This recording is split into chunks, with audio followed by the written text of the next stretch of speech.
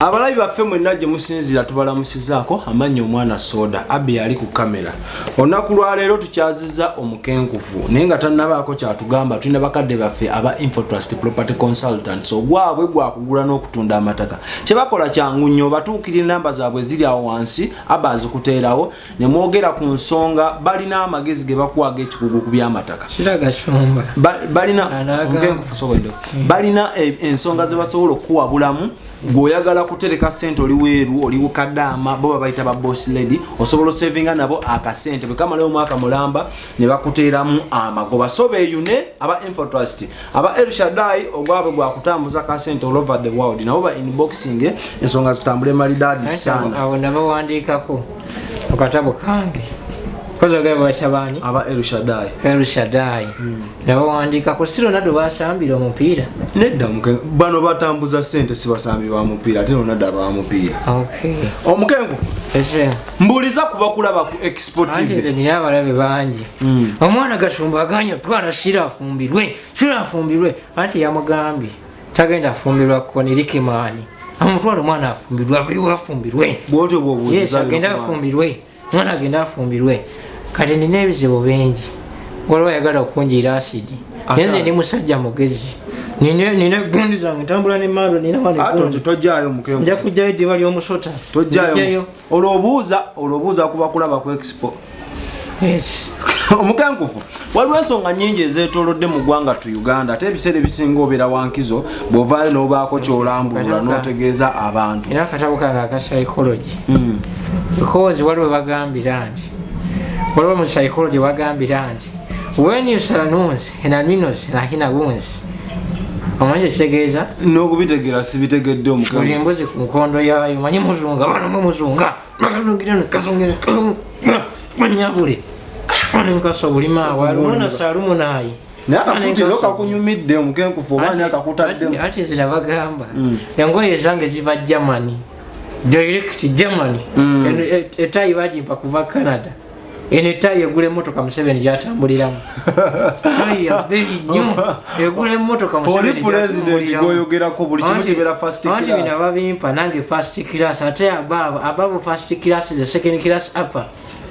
Yes. Junior inga tabyambala ke ebiwe video bifanana video no omukenkufu waliwo omuvubuka omuyimbi sajja badde katusoke tugere ku nsonga eno waliwo omuvubuka amanyikiddwa nga alien skin ono muyimbi mulungi akuba ennyimba ezirika abavuka ze baagala nga City Danger bamukutte ogamba ku luno atatya Danger tekaweddemu kuba buli jagamba atatya Danger naye wetuwogerera ali mabega wa mitayimba bamusibye nga gwane nga kyekimusibya ekimusibya yakuba bawunsa ettama naye tetumanyi ensonga yavaayo kubya bawunsa luba anti wenabagambira omwana alien skin oyo mwana mugezi nnyo ate tayagala muntu amujja kumulamwa tayagala muntu yabagamba you know me City Danger yakyogera mu luyimba lwe Baida City Danger naddamu n'abagamba nti tonjukiza lockdown okitegeera byonna bye mwagala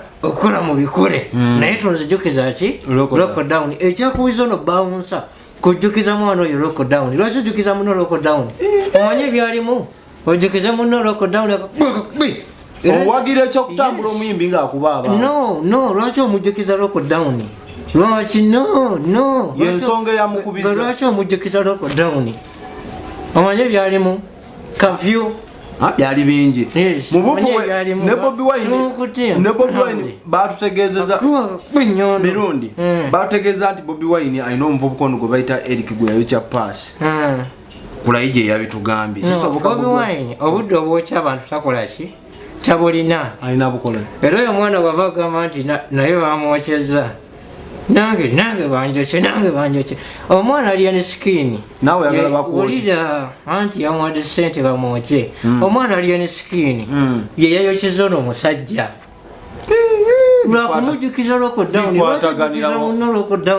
lwaki omujjukiza lockdown yamwokyeza ono bamusiba byabufuzi atajja akwataniganira wano n'omuntu anti yajjukiza alien skin lockdown yabagamba temunzijukiza buli afunye ekizibu mu guno omwaka kujukiza alien skin lockdown yes alien skin agenda akola ebikolwa kanso makatabo kanga ka psychology nze nasoma nina degree nnya nasoma political science. This is because nakola combination esinga obuzibu mu East Africa. Combination je nakola gundi hero history chemistry ne Uganda. This is because history is a political subject and chemistry is a science subject. Nenkola ne Uganda for propaganda. Abaganda mwali mwetenda tulina propaganda abasoga balese baba. Yes. Emitwe propaganda wa Baganda. Yes. Wabasoga baba. Omukenkufu Bloya Malema Birizi yavuddeyo mu kkomera. Kino kitegeeza ki eri abo bonna abaali bamusibye kuba yali yasibwa naye kati wetwogerera ali bweru waggulu. Wenabagambidde omwana Male is called a peace disturber and is one of the people that disturb peace and one of the people that antagonizes the peace of everyone. Alwanira atanga alwanirira dembe lyo nanke nyinyi omukengo kwa kulwanira. No, galwanirira dembe lyani nga yasazisizaako lango twenviiri. Lango no mwana wa TikTok. Ekyamusazisizaako enviiri. Malema Birizi olwakomyewo yanoonyeza kwatandikira. N'agamba we bamusaleko enviiri era yagambye taata wa Lango n'amugamba mwana kasaleko enviiri bagala zikola mu constitution. Enviiri za Lango abakola constitution si babaka ba parliament nga bali. Yes, anti bakola mu nviiri. Enviiri bwe zityo ng'eza Lango zikola constitution. Yes. Nabagambira nti when you add sulfuric acid plus chlorine you get sulfurine and when Bobi Wine rise to power lime water turns milk. Uganda efuuka matabuta. Mabirizi constitution otututate mu nviiri ate tundaba mu sulfuric acid. Awo ne bagamba nti waliwo ebintu bingi byenzize nga nfulumya nafulumiza akatabo kange akapya abanyampi the retaliation awakamanyi njagala mutandikaga somwako mugula obutabu bwange omwana Malema Birizi nate njagala nkamuwe n'akaganda gundi ono omusajja wammwe Kabusenga akugoba ku radio. I wanted to add more knowledge on him. Yakugoba ku radio kati omugattako radio zinga ne radio bagimujja ku vision. We nabagambidde nti nno new vision is new vision and old vision is old vision. This is because mutemumanyi omukengufu akatabo kange ngenda ofulumya akapya mulimu obuntu bwe nakootinze bulinga obuntu busatu. Akantu akasooka where are you, akokubiri how are you. Bino ekyo bitegeeza mbuziza ndi luddawo ate ndi ntya anti awe nabagambira nti nno simanya ng'otegeera genda oyambale suuti omukengufu linda sikola nabatambadde suuti genda oyambale suuti ngenda kuviira neddako omukengufu tuula ekireese obuzibu obadde oyangulindako mani esamba leero ate ndi muwagizi wa mani kulwe kati olwa maniyu mba nina okwambala akajo ate teri suuti bagende ku maniyu tiimu erina abaana abakuba bwana obuto obuwainironi buva ni pasi notunulira se balina abaana bakadde buli kotunulako mukadde bukayosanya tiyeri honule bonna bakuze bakulu osomeramu abasambasamba edda ne banyuka. Maniyu is a study of living things and non-living things. Omukukunavu yes. Waliwo Malema Birizi yabadde mu kkomera yavuddeyo awaabye emisango 150 ayagala abasibe babatwalira abakazi begadange nga mu kkomera kitegeeza ki ng'omukukunavu obitunwatunwamu anti Malema Birizi oyo alina ebintu byabala musajja mugezi nnyo yagambye nti abasibe bano bebatwalira abakazi mu kkomera bagenda kuba balwanyisiza ebisiyaga ne family planning. Yes. Anti yomu kubalwanyisa ebisiyaga Malema Birizi. Yagambye nti abasibe babatwalira abakazi muki makomera n'ekirala alwanyisa family planning kubanga Bible erina weegambira soma mu bikolwa by'aboonoonyi genda onoonye ebikolwa by'aboonoonyi kiri mu Bible. No, si bwe ngambye gwekebera Bible mulimu ebikolwa by'abatume mulimu ebikolwa byakukuba oluyi nkakube tokakuba kasasira mulimu ebikolwa by'abatume anti gwe mbadde mbagambira nti waliwo Bible weegambira nti muzaale mukoleki mwali kati atudde abasibe bazaale baale ate n'abaana bazaalira mu kkomera nabo babasibireyo babeereyo anti ogenda babasaavinze eggwanga bulungi omusibe bw'ozaalira mu kkomera n'omwana abamusibe era bagenda kusaavinga eggwanga balime ate omwana aba alina musango ki yes nabagamba njagala kuwuliriza naye nakasajja lindako Eddie Kenzo omumanyi BET award winner achikidde Uganda ku international market. Kenza alina akayimba ke yayimba bakayita Born in Africa. Yakaddamu buze tekalika. Ayimba bulungi wona ayimba kake go bakayimbye. Ayimba bulungi yagambye I was boy in Africa. Sing my song. Come on, let's go. Omanyi amatubale kadingo amatubale olimba byabadde mu luyimbo amatubale olimba sitamina nakulira ku kidima omwana ayimba osoma nyimba ze no oba byonna biri mu luyimba Born in Africa yayimba n'agamba kamule sigo sitamina olimba yayimba bbiri gwe n'akwako oluluna tuwuliriza ndala lulyo luyimba lumu. That is Born in Africa. It's a very good song. Tell muyimbi asinga Kenzo wala tuwuliriza naye lwowuliriza. Yes. Tell muyimbi sitamina luyimba lulala lwero yayimba Born in Africa. Lwero Born in Africa. Obadde okimanyi nti lwa mugenzi fire bongo le Lutaaya? No. Lutaaya yayimba wa? Yayimbira wa? Yayimba. Lutaaya alina nyimba ezize ziri specific. Yayimba olimba lwa Christmas. Kituufu. Merry Christmas. Ekyo kituufu ya. We happy uya unagenze. Yes, Yesu yali agenze n'azuukira. Omukukunavu tuta speed. Eddy Kenzo yennyini gwekubuuza. Waliwo nabagambidde. Lindako. Nti Eddy Kenzo yennyini awekubuuliza. Eddy Kenzo wennyini. Yesu wa mu ngoma yagenze n'asindikira ebbaluwa. N'agamba mirundi ntaasa. Waliwo abagala okuntu, waliwo abagala okunzita. Anti yabagamba Yesu oyo omusajja nalabye alina n'ebiviri. Anti Yesu kati abawagizi be, abagoberezi be, baagala kumusaddaaka nga bwe basaddaaka Yesu ku Easter. Era yakulira ngamba nti my life is in danger. They want to sacrifice me. Anti Yesu emiggo yagikuba. Omukukunavu tindako wano. Ogenda kuneerabiza ka Fresh Dad. Fresh bangi abazeemu oluyimba olwo okuli ono muyimbi Bruno K ne Fresh Dad yaluzeemu yo mumanyi yatuyimba ennyimba ng'amazike n'endala nnyingi nnyo. Fresh Dad mumanyi. Mukulu munno by the way. Fresh Dad muyimbi mulungi. Era bwogenda mu US enobuuza Fresh Dad bakutwalawo asula ne KDB. Fresh Dad kyomu ono wapo no tata Fresh Kid. Yes, muyimbi mulungi. Era bwogenda mu America. Nyimba kisa. Fresh Dad muyimbi mu America. Bwogenda mu America nobuuza Fresh Dad bamukulaga. Alina nyimba nyingi zayimbye mpitirivu omuli Sango, Kanga mwawo Sango. Fresh Dad. Funya mugongo Sango. Yes. Muyimbi mulungi. Nyo ofuna obudde obuuliza ku radio ennyimba gwe ng'otavula ntabu. Nzira bagamba muli ango gy'oleeta bw'ondeeta mupiira nga kubirayo bw'ondeeta mugunia kubirayo. Ontwala music kuba n'ontwala muliro kuba. Fresh Dad neighbor wa KDB. Yes. Mkitegedde leero. Fresh Dad neighbor wa KDB. Era gundi olwono omwana Ditacha Sankaramani. Omumanyi naye. Muto wange. Oyo muto wange. Naawe omanyi olu Jamaica. Yes. Tuweemu. Twali anti waliwo bagambira nti Sankara bimanka na mantanani. Olu Jamaica. Nagamba nti bombo kirati Museveni wagwani. Yes. Otwalwigira patolo kitundu bakiyita St. Henry. Oli yagamba St. Henry ate gogamba St. Henry. No, bibuga byanjawulo. Bibuga byanjawulo. St. Henry is closer to St. Henry. Nekati gomba. Nabisunsa kiri mu Jamaica.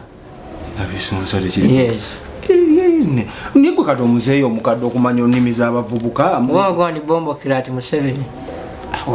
Fresh Dad yagambye nti Kenzo yabanyweddemu akendo mu baayimba ennyimba era ye Bruno K yemweteze si muyimbi yaluse busi. Fresh Dad tasizanyimuko. No, Fresh Dad olimba lwonoonye. Alina kuyimba nnyimba ng'eza Sirindi Liyoni. Talina kuyimba nnyimba ng'ezo ezafiire gundi bongo le Lutaaya. Era kyobola bagamba nti ono wabanga oluyimba yaluse gundi Fresh Dad. Oluyimba ye Fresh Dad yatugumbudde lutugumbudde. Ekyo kyo kituufu abamu bagamba. Yes, yalutugumbudde. Naye toyinza musindika muzaba Sirindi Liyoni. Ye mu America. Fresh Dad mu America. That's the reason why na kuyimba Sirindi Liyoni. Luyimba kyo lwayinza imbola Sirindi. Nyingi asobola okuyimba Titanic Love. Lwa Sirindi Liyoni. Yes, lwa Sirindi Liyoni nono omwana gundi Henderson bali luno. Yes. Bansoni bali no zinga namulaba mu na Uganda n'ennyimba zayimba za Luganda lwerere. Ate nabaga bakuguze? Ate ba. Okube bakuguze? Tebanguze. Omukangufu mbate sagadde olimbe bano. Genda kubirala tomubuuza nja kukuba. tukakane ulabita omutujju yazimbye enju mwana muyimbi muto ebbanga lyakamala music industry yategeka lugugo nafuna akasente ke ye yakazimbyemu ennyumba baka miliyoni tebalina kye balagawo ono talaze nti abayimbi abakulu tebalina waaka Gravity muyimba mulungi era okola yimba oluyimba n'agamba nti sirirwejula kayimba kalungi era olwakayimba n'akula mu sente muyitirivu kwe kuzimba enju eyo naye omukenkufu ndoze n'ennyimba tubiveeko tamanyi kyapa kya nnyumba eyo gye kiri namubuuziza nankubira nangamba ddadi walabye ku kyapa kyange ekyenju empya ennyumba tagirinaako bwannannyini muveeko eyo mwana muveeko talina bwannannyini ku nnyumba yagenze wakiseka bamuno ali mu kunoonya bunoonya kyapa kyanju tamanyi gye kiri ekyapa akirina kuba ennyumba agikulaze n'agiye kubisako ebifaananyi tewabirabye I can't accept that tewalabye ebyebifaananyi no oba owagira kamiliyoni nti Gravity asinze kamiliyoni no ne kamiliyoni ne Gravity ani asinga oyimba ngenda kuviira togenda omukenkufu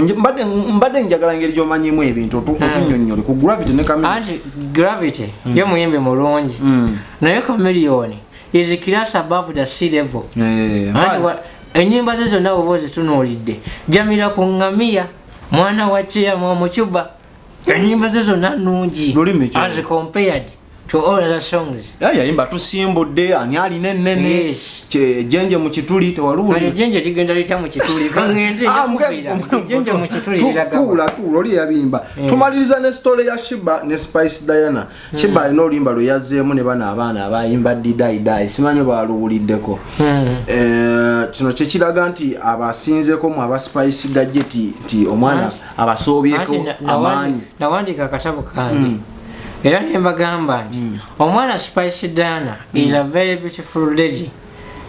She's a very beautiful lady. Tukiraba era bulungi. Ndowooza mwalabi nga bwe nabagambye nti ke kaana akasinga obulungi wano e Kampala kalina amagulu agali wulira she has the most beautiful legs in Uganda. Byonna wetegereza amagulu. Era mu katabo kange kagamba nti Spice Diana has the most beautiful legs.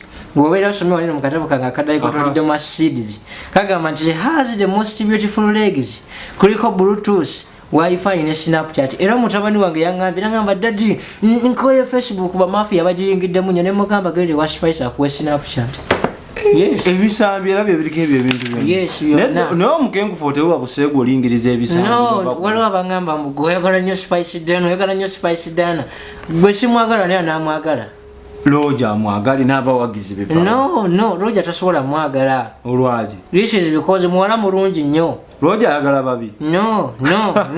Kushiba ne Spice Diana ani asinga oyimba. Naganja kuviira. Atogenda zingamba Shiba asinga ku Spice Diana. No. This is because Shiba muwala mulungi era Shiba yanyimbira akayimba akalungi. Ayimba. Kayimba kali awo kayimba konyumira bw'okawulirako. It is one of the most beautiful songs in Uganda. Buyemba tiolo Shiba lo yayimba. Barita gundi. Ay baby bakundeko. Ani akona kiri bubikundeko. Ani akona. Kakunyumira nnyo. Yes. Ayimba ennyimba nyingi ez'amakulu naye n'okwatamu oluvakundeko oba oli munywidde. Yes, anti zirabagamba. Ewaffe tuli banyi. Era nanyiganya omwana ono Suna Ben. Yali aganya okukola ki? Yali aganya okulya embizi. Ne mugamba ati the family gyemvaamu yabali baaki. Bambizi. Nali muse ng'aganya okulya embizi nenkayita nenkateeka ewaka. N'entembwa zaali zigenda kukalya. Ngamba kale dadi ngenda tandika okulya embizi kati si asika ebinyanyanya ebigenda ku gundi kwa apocalyptus. Nga tuzeeyo eri waggulu alien skin kizuuliddwa nti omu ku bayimbi abasinga okwogera obubi kikyoyinza okwogera ku mulembe omutabange avuga okweddako okwogera. Teri muntu asinga kubeera arrogant.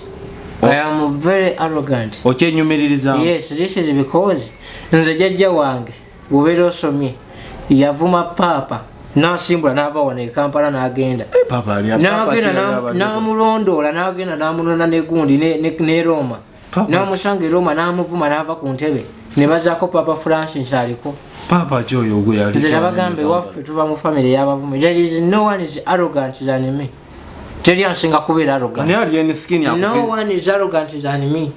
Ekyo nkyenyumirizaamu. Biki by'omu. I am very arrogant nze nkuvuma. Nkuvume? Atompuma. Nkuwemule? Tompemule ato abantu abakulu bakola. Yana laba sifaye gundi ono mwana sifuru figure. Muze mpemula. Owemula ni gwensinga owemula.